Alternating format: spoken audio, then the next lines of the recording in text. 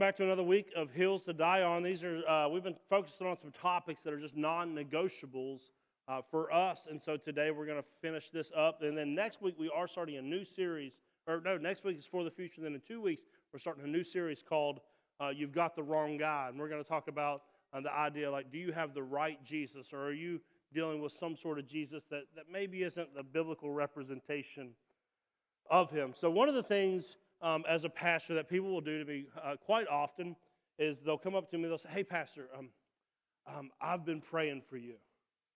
And I'll go, "Oh, that's so sweet. Thank you so much." And then I will walk away and I'll go, "I wonder what they're praying about." You know what I'm saying? It's like, why you got to be so vague? Just let me know, what are you praying about? Because, I know, Pastor Jared, he's told me since he got here, he's praying that I'm going to start eating green vegetables. That's just a prayer that ain't ever going to happen. It's just not, I'm on to those, powdered greens now. I'd rather drink a cup of that nastiness every day than eat a bag of broccoli. So that's just, I want to know, if you're praying for me, I'd like to know about what, so I can know whether or not your prayers are being answered. What if somebody was praying, "Lord, I hope that somebody buys Pastor Scott a new pair of shoes," right? Let's answer that prayer, folks. Goodness gracious. You know what I'm saying? I'm just saying, if you're praying for me, just tell me what you're praying for me about. Because look, I'm going to tell you something. Jesus, before you were ever even thought of here by any other human, Jesus, if you're a follower of his, he prayed for you. He prayed for you.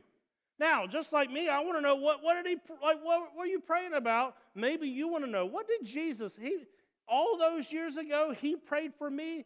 What did he pray? Let me show you what Jesus prayed for you if you're a follower of Jesus. It says this, "I'm not praying only for these disciples, but also for all who will ever believe in me through their message." That's you. If you're a Jesus person, that's me. He says this prayer is for anyone who by faith has trusted in Jesus. What did he pray? He says, "I pray that they will all be one." Oh, isn't that wild? When Jesus prayed for you, he wasn't praying that you would be healthy and wealthy and prosper. He wasn't praying that you would have an easy life. You know what he prayed for? That his church would be unified.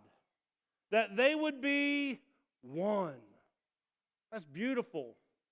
Go to verse 22. He says, "I have given them the glory you gave me, so they may be one as we are one." Verse 23, "I am in them and you are in me." So help them to experience such perfect unity that the world will know that you sent me and that you love me as such.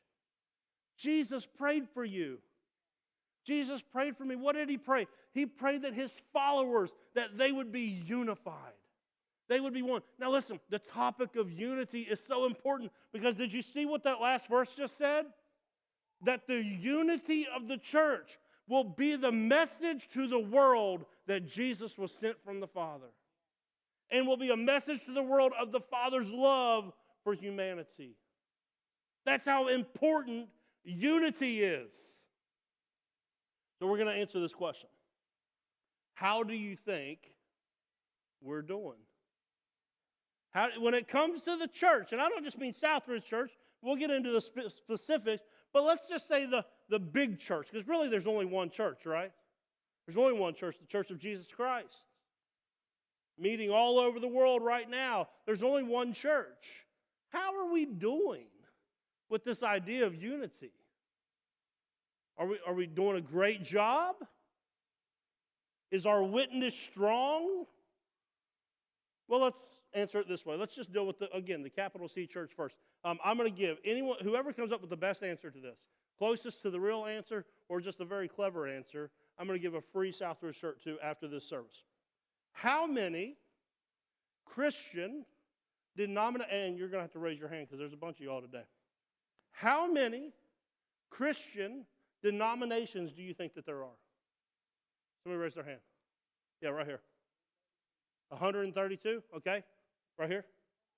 150, somebody else, yeah. 850, yeah. 280, back here. 3,000, right here. 999. 2,000. Back here, John. Hey, my man, have you heard me do this before? Okay. All right, John Tate, you get a shirt afterwards. Did y'all hear him? There is over 30,000 Christian denominations in the world. Most of them started from one denomination and then splintered off, sometimes as simply over one doctrinal or theological issue. Oh, they speak in tongues over there. We don't speak in tongues, so we must divide. Ooh, they let women preach over there. We don't like women preachers over here. Ooh, they sing from the hymn book over there. We like the modern music. And all over one simple issue, 30,000. Lord, when y'all said 195, I wish that was true. 30,000 times the body of Christ, which Jesus prayed would be unified, divided itself because not because we were killing it. Not like, oh, the church is going so good, maybe we should just get a whole bunch of different types of them, which diversity is beautiful, don't get me wrong. Right? There should be different styles of churches. But this whole idea, the problem with denominationalism for me, and especially this new phenomenon of the non-denominational church, the problem with that is it's not just that they want to express themselves differently, it's that their expression of church is superior to everyone else's expression of church. And it's not just that, oh, well, we like women preachers here, but they don't like women preachers over here. It's that these people are so far away from each other that they have nothing to do with each other. In fact, they both think that the other's going to hell. So it's not that there's just like different strokes for different folks. That's cool, right? There should be diversity in the body. Some people like this type of music, other people. But it's not that. It's when you find yourself to be superior to someone over these secondary issues. Now, do not get me wrong. When it comes to the gospel of Jesus Christ, there are primary issues. There are things that we absolutely must agree upon to be considered orthodox in our theology and doctrine.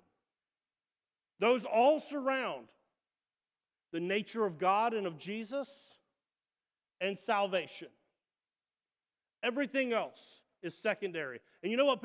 Here's what people do though. Well, for me, I've got a little bit more than that is primary for me. Well, yeah, I mean, you win if that's how you want to play the game, right? But like, we got to keep the main thing the main thing. So when it comes to the church at large, like, yeah, we've kind of splintered ourselves pretty badly. Like, it's not going great. Because here's what and this is sad to me because I'm not much of a math person. In fact, my senior year of high school, I was trying to get into a very, very useful class called Lifetime Sports. But they made me take pre-calculus as well. And it was the only D I ever got in school. It was my senior year, they put me in pre-cal. I hate math. Landon brought home fractions a couple weeks ago. I'm sorry, I wanted to write that teacher like, hey, you want to put a video up for those of us that haven't done this in a while? My kid's looking at me like, hey, you're supposed to know this. And I'm like, I haven't seen that in 25 years. But I do know this about math. This is what I learned at a young age about math, is that division always makes things smaller. Right? If I have 100, I divide it 10 times, all of a sudden we got smaller, right? We got 10. Division always makes things smaller. So in the case of the Church of Jesus, the fact that we have so divided ourselves 30,000 times into different denominations, and that doesn't even account for all the non-denominational churches, that's a pretty sad state of affairs. No wonder why the church is on the decline in so many ways. I mean, let's just practically speaking, you walk up to your friend that's not a Christian. Say, hey, I'd love for you to come to church and learn more about what we believe. And, you know, like all of us, we don't even agree on what we believe, but we want you to believe what we believe. Is that a very compelling message for the world? Hey, we don't even know what we believe, but we hope that you believe it too. We can't get our crap together long enough to go out and make a difference in our community because we're too busy fighting amongst ourselves. Oh, that church down the road, they do it this way, we do it this way. Yeah, that's why it's shrinking, and we have to fix this. We have to fix this. that's on like the grand scale, but the rest of the time, y'all aren't here to hear about the state of the church globally. Let's talk about Southridge Church, because this is what really matters. And here's the beautiful thing about Southridge Church is ever since I've been here, 13 years now, you got little issues that pop up here and there, but like I've got friends in ministry that they could tell you horror stories about disunity and division in their church, which there's very like good level of health and unity here at Southridge Church, which is beautiful and also sadly uncommon in most churches. If you've ever been a part of another church, you know what I'm talking about. Board meetings that end up out in the parking lot, right? Like, I'm going to take my ball and go home because I didn't get my way in that meeting or whatever it was. Like, thankfully, that's not a huge issue here. So rather than like, really like, all right, we got to fix Southridge Church, the Lord kind of spoke something just different to me. And that's this, that we need a game plan for how to protect the unity of Southridge Church. We need a game plan as a church that we can all go, okay, this is our game plan. If we're largely healthy and unified right now, how do we keep it that way? Because here's what we're going to learn in this first passage, that unity of the church is already a fact. It is not something you create. It is something that you contend for. Look what Paul says. Ephesians chapter 4, verse 1 says this, therefore I, a prisoner for serving the Lord, beg you to lead a life worthy of your calling, for you have been called by God. Can I just tell you, a lot of church issues come from the fact that people in the church don't want to live a life worthy of the calling of God. They're too busy wanting to have their own way rather than living out God's call in their life. Verse 2, always be humble and gentle. You have any idea how hard it is to fight with someone that's humble and gentle? It's very difficult to fight with someone that's humble and gentle because eventually you'll just give up because you're like, they're not playing fair. They don't want any part of this. Be patient with each other. It's very hard also to fight with patient people. Because then all of a sudden you become the aggressor and you're like, oh, maybe I'm wrong. Making allowances for each other's faults. You know what happens whenever there's a mutual level of grace between two parties and they go, I know that you don't always get it right, I don't always get it right, so we'll just have grace for each other in our wrongness. Wow, that works, don't it? It's almost like the Bible knows what it's talking about. Verse 3. Make every effort to keep yourselves united in the Spirit. So look, that's why I said, unity is not something that is created. It's something that's contended for. It's already actually a fact. Why is it already a fact? Look at verse 4. Here we go. There's one body. I don't care if there's 30,000 Christian denominations and a whole messload of non-denominational churches. There is one church. There is one church of Jesus, which... Let me help y'all out, because some of y'all came from other places here, and then you're going to leave here and go other places. And so it don't really matter where you're at on Sunday if you choose to talk about the church of Jesus Christ. While sitting in another church of Jesus Christ, you're still talking about yourself. Okay, so like this happens. People get upset at their church, so they come here, and they think that we want to hear about all your problems at your old church. We don't, because we're still part of them as well. But then when y'all leave here, look, I'm going to give you all a hint because some of y'all is going to do this. It's human nature. You're going to go somewhere else and you're going to talk about how horrible, awful, nasty the people of Southridge are. We're going to hear about it. And guess what? No matter how you feel about this church, you got to spend eternity with me anyways. You can't get away from me because I'm saved. You'd actually have to renounce your faith to get away from me. So go ahead, change churches. You can't get rid of me. Just like I can't get rid of some of y'all, right? Come on now. Come on. Look, he says there's one Lord, one faith, one baptism. The fact, like we're doing baptism, the fact that if you are baptized into Jesus' church, it's all one church. One God and Father of all, who is over all. As soon as you begin to realize that it's God that's over everything and not you, you can much easier get along with people. It's so much easier. So look, it's not something that we create, it's something we contend for. So I'm going to give you the game plan. Now look, if some of this feels too close to home, listen, I'm not trying to get up in your business. I'm saying this is our game plan.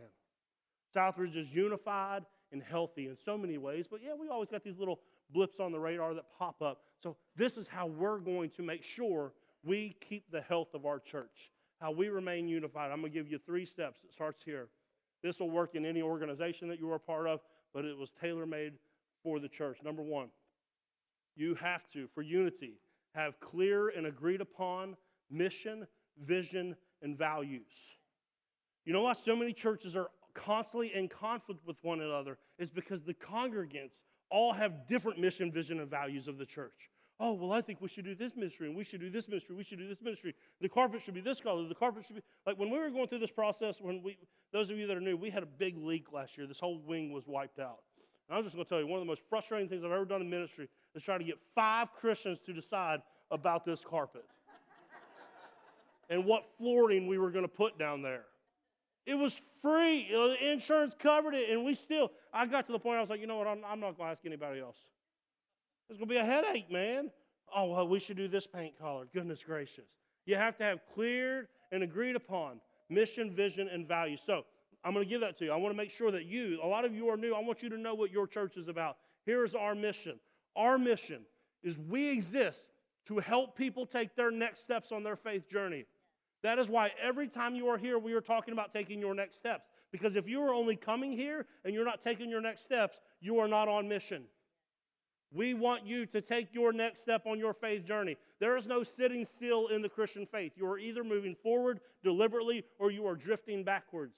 We want you to take your next step. So we will not apologize for the fact that every time we were up here, we are pushing you to do something. We're pushing you to do something.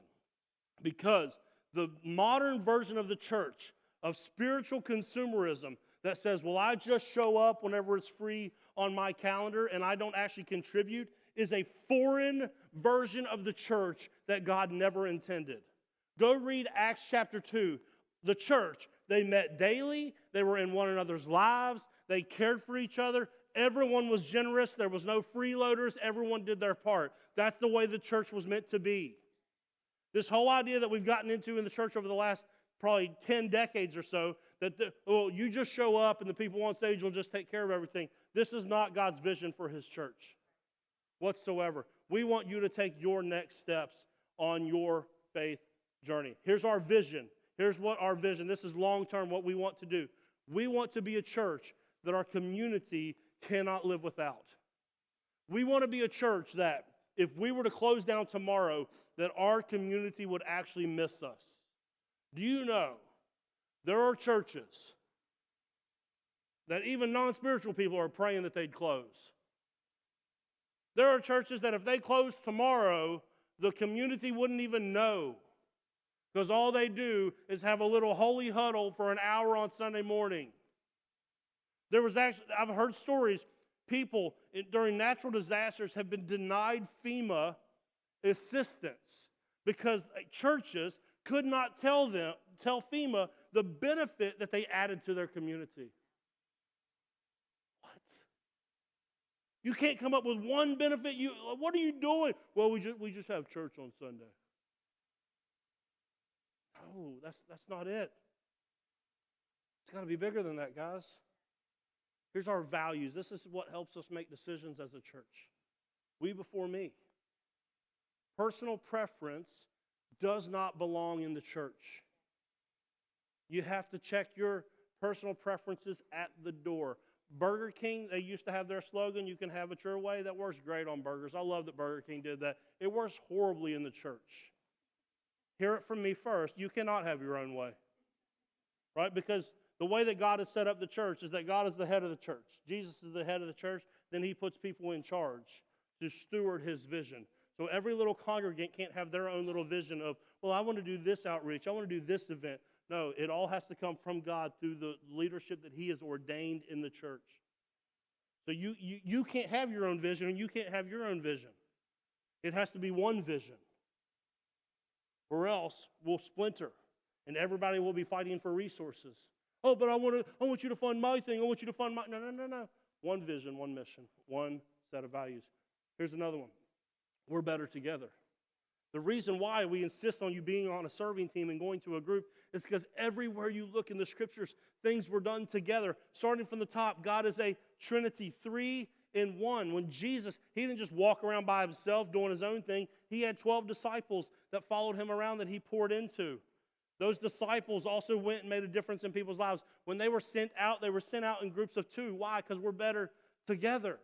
All throughout the New Testament, as Paul and John and Peter are writing, there's this whole list of passages that talk about how you need to do this to one another and this to one another. Show hospitality to one another. Be kind to one another. Be truthful to one another. Listen, you can't one another somebody by yourself. So literally, if you choose to it's just me on my own. I go to that church, but like I don't associate with those people. You literally just have to neglect over half of the New Testament. You just go, oh, there's all these commands, but I can't do it because it's just me and my family. We don't go to a life group. We don't serve. We just pop in. Only 3 people even know my name in the whole building. Again, this is not a vision that God ever had for His church. It's just not. Church is not something to attend. It is something to engage in. Because with engagement comes mutual expectation. Right? This is the difference between going to a concert and going to church. See, when I go to a concert, right? I go to a concert, I'm there to consume. Why? Because there's not mutual expectation. Because I never once think Taylor's going to bring me up on stage with her. Right? There's not mutual expectation at a concert, but at church, there daggone is. Because you have an expectation that I'm going to do this every week. You have an expectation that we're going to provide music and childcare. So there's a two-way mutual expectation that, yeah, you got to get busy. You got stuff to do. Because you're not here for a concert. You're not here to freeload off of everybody else. You are here to engage with your church. And now, I'm going to take one step further. Don't get mad at me, okay? It's very hard to do this when you're never here. Take that for what it's worth. I'll just say, you can't be unified if everyone's always somewhere else. It's just the truth. I'm not saying perfect attendance. I'm just saying you got to get into a group and you got to make worship regular. The national average right now, 1.8 times a month. That is not regular. That's not regular. You can't be unified like that. It requires more of you. See, unity is achieved when we are on mission together and doing life together. You know how hard it is to fight with people that you're on mission with and doing stuff in their life together? It's very hard to be disunified there. So, catch a vision that God has for His church, and it's not just one where you come and fill a seat. Because look, if I wanted to fill this church up, you know what I would do? I would have a carnival. Because every time we have one of those, there's like 1,500 people up here. But I'm not interested in 1,500 people up here. I'm interested in a group of people that want to take their next steps on their faith journey and actually let Jesus change them. Right? So that's what we're after. That's the vision. That's the mission. And let me give you the third one. We never stop growing.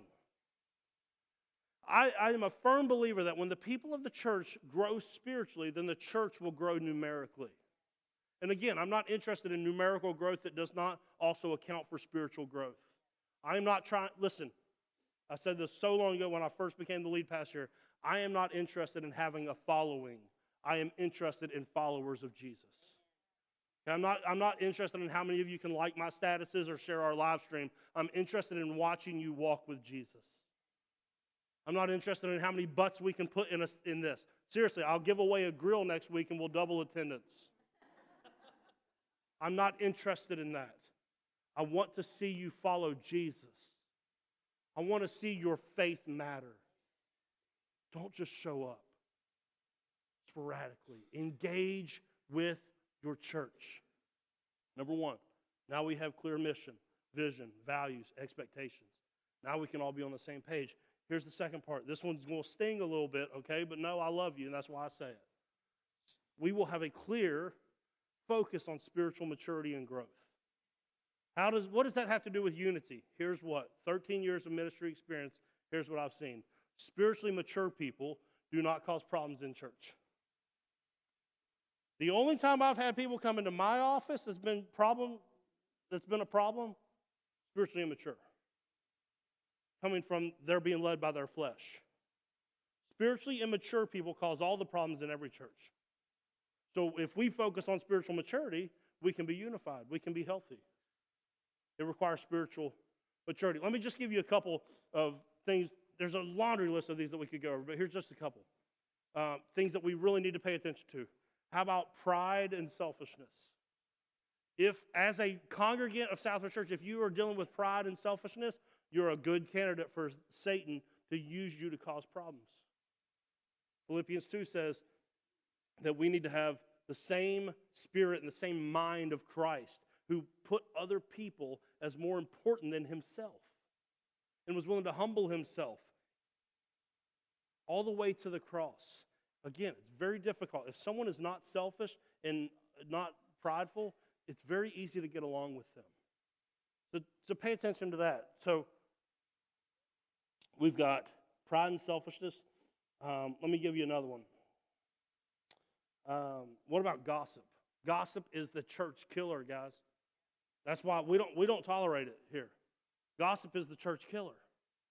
Look what James says. He says, if you claim to be religious but you can't guard your tongue, you're fooling yourself. Undoubtedly, whenever you mention stuff like this, Christians, again, y'all know that I like to point this out. We love some loopholes. Christians are like the loophole people. So they're going, okay, gossip. What constitutes gossip? I'm gonna make this real simple for you. If you mention someone else in a conversation that they are not part of, and it wasn't good, you just sinned. Notice how I didn't just say gossip, but I want you to make sure you know gossip is sin. So here's how you protect unity in a church from gossips. Proverbs says this: fire goes out without wood, and quarrels disappear when gossip stops. See, just like if there was no wood, you know how the fire goes out? If we could get a church full of people that don't tolerate gossip, and the first time a gossip shows up at your door and you go, hey, I just want you to know I'm not going to listen to this, and if you say someone's name in front of me, I'm going straight to them. You know what the gossip does? They find somebody else. And then if you create a whole church worth of people that won't listen to you talk bad about other people, guess what? There's no gossip in the church. That's pretty beautiful, ain't it?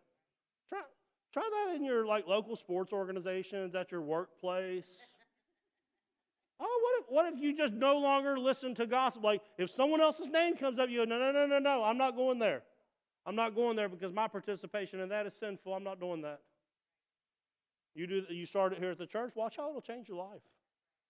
As soon as there's nobody to listen to anymore of the gossip, it just stops. Hey, and this also includes, don't be adding people to text messages that they don't need to be on. Don't be copying people on emails that they don't need to be on. That's sin, guys. Outright sin. We got to knock that, the little bit that we have, we got to knock that nonsense out. We're trying to contend for unity. We're contending for it.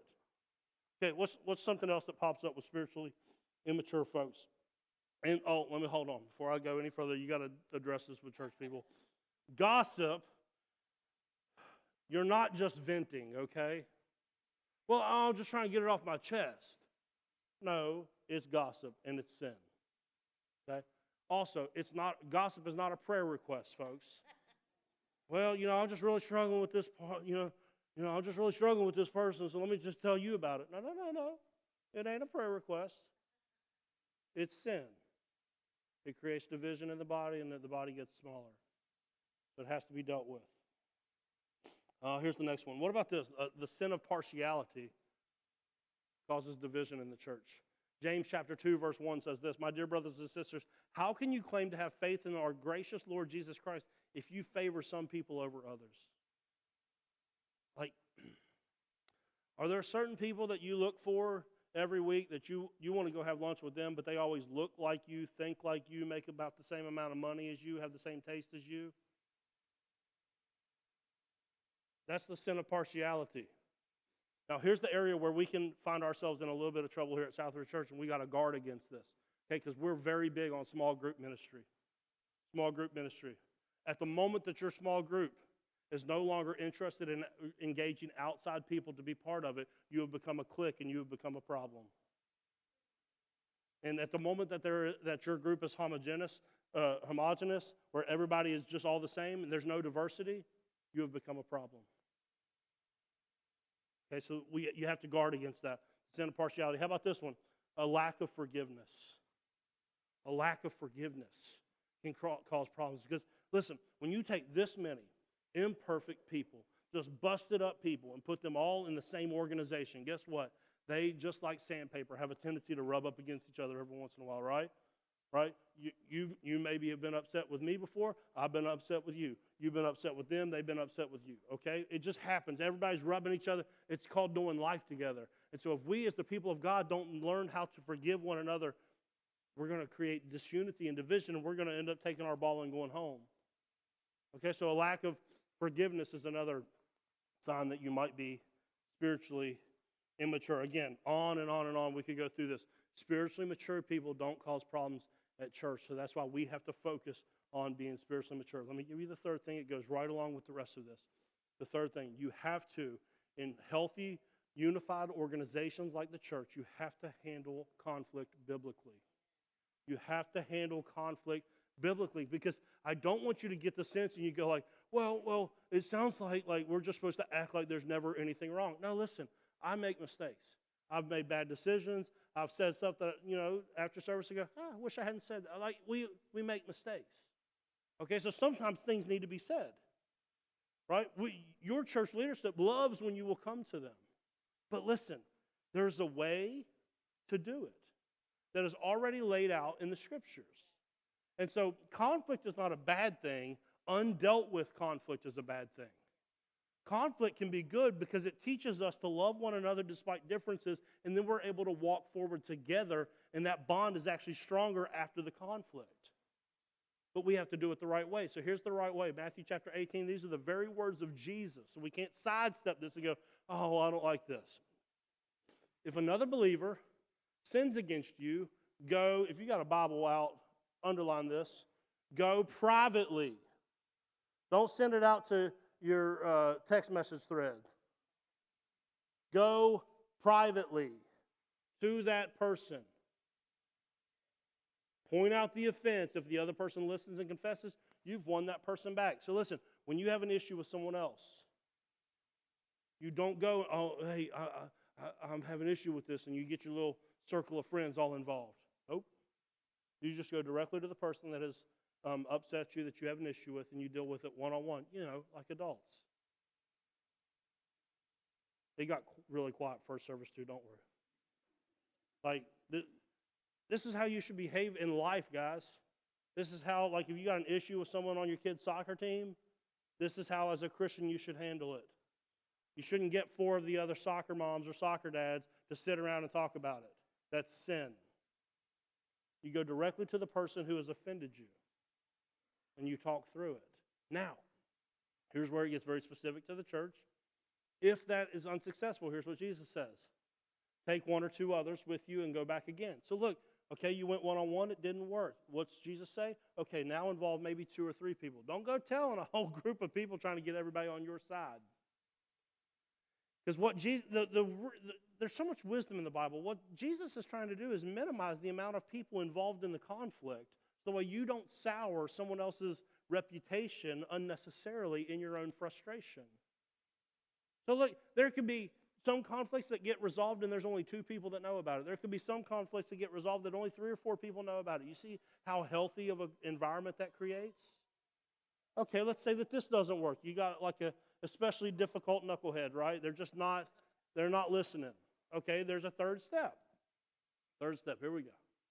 If the person still refuses to listen, take your case to the church. Okay, on the third step, now we involve more people because now we have an issue in the church. Okay, but you see, you got to walk. Spiritually mature believers will walk through this process. They will not skip straight to number 3. Because here's what happens a lot at churches. People skip 1 and 2 and they call a meeting with the pastor. I promise you, our pastors here are trained in this. If you walk into our office and you got a problem with Bill, the first thing that we're going to ask you, have you already had a conversation with Bill? If you say no, we will ask you to leave. All right, that's cool. That's your first step. Go ahead and take that next step, talk to Bill. Then if it doesn't go good, here's your next step. If that doesn't go good, here's your next step. Because what we're not going to do is bypass this process on your behalf. Right? So you got to go, like spiritually mature believers will do this. Spiritually immature people will try to skip the process and go straight, well, I got a problem with them that I'd really like you to fix. No, it's not how it's going to happen. You got to follow the process Jesus laid out. Okay? It's what creates health. And here's the other part. This goes right along with gossip. In this, The problem of triangulation is something that we will stamp out at this church to protect unity. What do I mean by triangulation? If you come up to me and you say, hey, somebody said something to me, they're upset with, that sermon that you just preached, but I told them I wouldn't say anything. Nope, we don't do that here. You bring a problem to me, you bring a name, or else you don't bring a problem to me. You bring a problem to your brother or sister, you bring a name. When you stop letting people be anonymous, all of a sudden, we can deal with conflict to be unified. Because what happens is all you're doing is taking that problem to someone and not allowing them to handle the problem. So you make it even worse by participating in the triangulation and letting people remain anonymous. So don't go up to someone and say, oh, well, some people are talking. Give me names so we can fix this. That's how it has to work. Listen, here's what I'm saying. Southridge Church, a very unified and healthy place. Praise God for that. I love you guys so much for that. I don't have to deal with nearly the headaches that my friends in ministry have to deal with.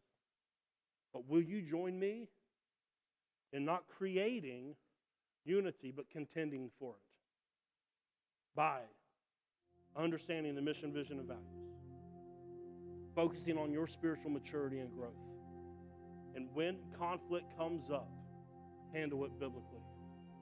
If you do, listen, what we can accomplish as a church, the impact we can make in people's lives and in our own community can be so exponential. When we're not so focused on fighting among ourselves, we can get busy with the mission and the vision God has given us as a church. And so here's my question. Will you join us in this? Will you go, yeah, I'll do my part. This is my church. I'm going to help protect the unity of my church. That's what I want to be part of. If so, I'm going to ask you, just join us in this. Make that commitment right now. Make a commitment to reconciliation. Maybe your next step today, maybe there's already a situation that you're aware of in your life where you've got an issue with somebody. Somebody's got an issue with you. Maybe your next step today is that you need to go and have that first conversation. Hey, I've been gossiping about you, and I want you to know I'm sorry for sinning against you like that. You know how that could change people's lives? You know how that could change the atmosphere of your church? What's your next step today? A conversation that needs to be had? A person that you need to let off the hook, or a person that you need to repent? Let's be about reconciliation, because here's the deal. This is exactly what God did for you. See, because your sin, you had a problem with God, and God had a problem with you. And He sent Jesus to take care of your sin so that way you can be in right relationship. So why not go and be Jesus in your relationships? You pay the price for your relationship to be restored to people that you are far from right now. Do exactly what Jesus did for you. When you start doing that, this church will be a place people want to come and to engage and be a part of. You start doing that in your workplace, people will see you as a resource that they can go to, that they can trust. Someone that, oh man, there's something going on in their life that I'm kind of envious of. Can you imagine being the person that at your work or in your circle of people that you start setting the tone towards health? The opportunity for impact is endless if we will stick to these three things as a church. What's your next step? What's God speaking to you right now?